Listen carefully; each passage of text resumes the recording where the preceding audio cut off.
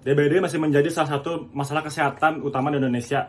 Setiap tahun, ribuan kasus muncul secara tiba-tiba dan keterlambatan deteksi sering membuat respon penanganan secara gak optimal. Masalah utamanya bukan hanya pada tingginya angka kasus, tapi juga pada lemahnya sistem pemantauan data. Informasi kasus DBD sering tersebar di berbagai sumber, puskesmas, rumah sakit, hingga dinas kesehatan, tanpa integrasi yang baik. Akhirnya, analisis tren dan pemecahan lonjakan kasus sering terlambat. Situasi ini berdampak pada banyak pihak.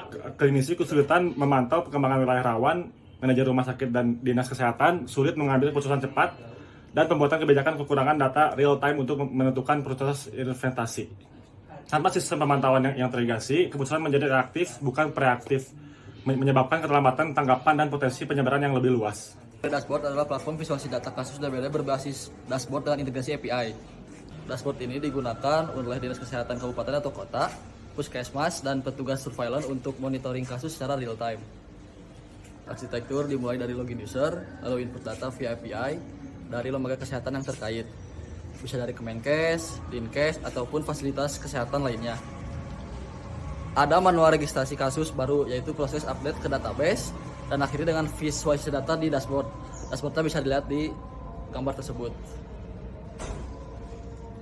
Dashboard ini lebih baik karena ada integrasi dari API yang mempercepat input data real time atau versus manual lambat, yang dimana visualisasi interaktif dan bantu prediksi mitigasi seperti ukuran kasus di Malang atau Sleman dibandingkan laporan kertas tidak yang efisien.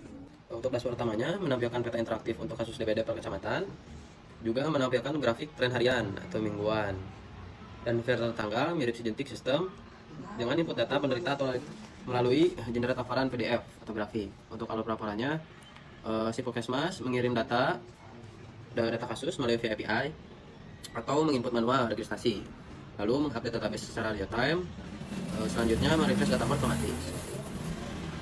Sekarang untuk menampilkan dashboard atau grafik dan petanya, yang pertama itu ada migrasi data dan ETL, lalu ada migrasi stories dari Excel Puskesmas ke database via ETL sederhana, selanjutnya diekstrak untuk membaca file, lalu transform untuk duplicate standarisasi format DBD-nya, lalu ada load ke SQL atau ke database-nya. Selanjutnya proses TA-nya itu otomatis harian via script Power Python query. Migrasinya 10.000 lebih, recordnya selesai kurang lebih 1 jam tanpa downtime. Selanjutnya proses input data dari CSV ke website. Alur datanya nyata atau simulasinya di lapangan, umumnya itu alurnya berjalan sederhana namun terstruktur. Kasus DBD yang ditemukan di Puskesmas langsung dilakukan ke sistem pusat. Selanjutnya dikirim melalui API yang berisi data-data penting seperti nama, lokasi, gejalanya, dan kapan untuk sembuhnya. Untuk datanya ini diproses melalui modul ETL dan dibersihkan, distandarkan sebelum akhirnya diperbaharui lagi nanti ke dashboard dalam waktu sekitar 5 menit.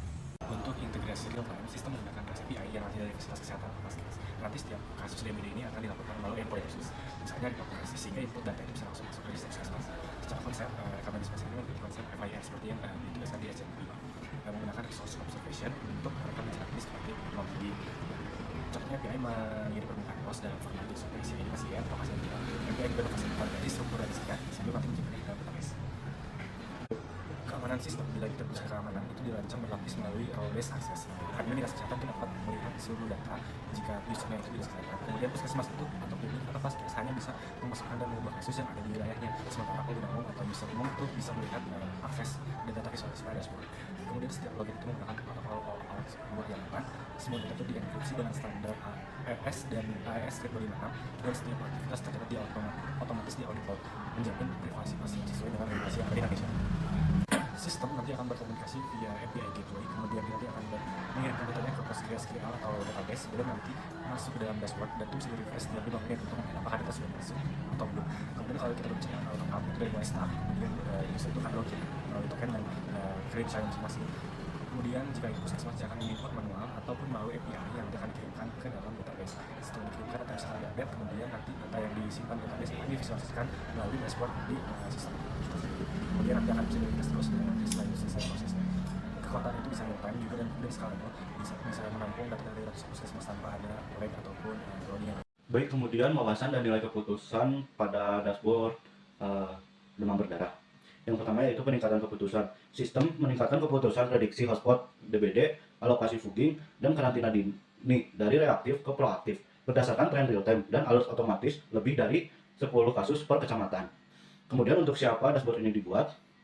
Dashboard ini dibuat untuk Dinas Kesehatan Provinsi atau Kabupaten, Kepala Puskesmas, tim surveillance, dan wali kota. Semua akses role based via login aman untuk merespon cepat.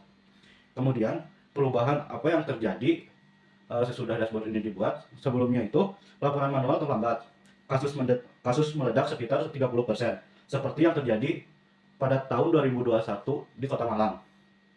Kemudian sesudahnya itu deteksi dini mengurangi kasus sekitar 25%.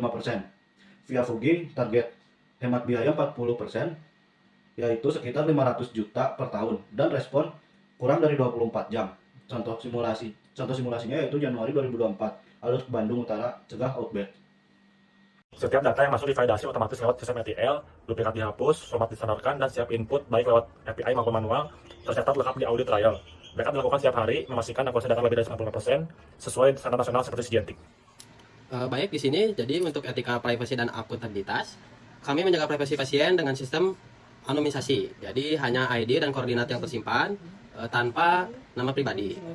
Lalu seluruh data deskripsi lewat akses HTTPS. Aksesnya juga dibatasi berdasarkan peran. Contohnya, Dinas Kesehatan melihat data pengingat dan data agregat, sementara Puskesmas hanya melihat data kasus wilayahnya sendiri. Jadi, setiap keputusan, sistem tercatat otomatis untuk keperluan audit oleh Kemenkes dan dinas terkait. Baik, kemudian kenapa sih kita harus mempercayai sistem dashboard demam berdarah? Sistem ini telah terintegrasi langsung dengan API resmi fasilitas kesehatan, menjamin data yang masuk terverifikasi dengan aman. Seluruh proses berjalan di lingkungan yang transkripsi dengan standar internasional, dan modul ekstrak transform cloud atau yang lebih dikenal dengan ETL kami bersifat open source sehingga dapat diaudit secara publik. Ke depan, sistem ini siap dikembangkan ke seluruh provinsi Jawa Barat, lalu nasional mungkin melalui platform Satu Sehat 2008. Bahkan bisa diperluas mungkin ke level regional di ASEAN dengan integrasi data yang lebih kompleks dan juga lebih banyak. Target kami, platform ini bisa diadopsi oleh mungkin ratusan dinas kesehatan yang ada di Indonesia dalam waktu 5 tahun. Terima kasih.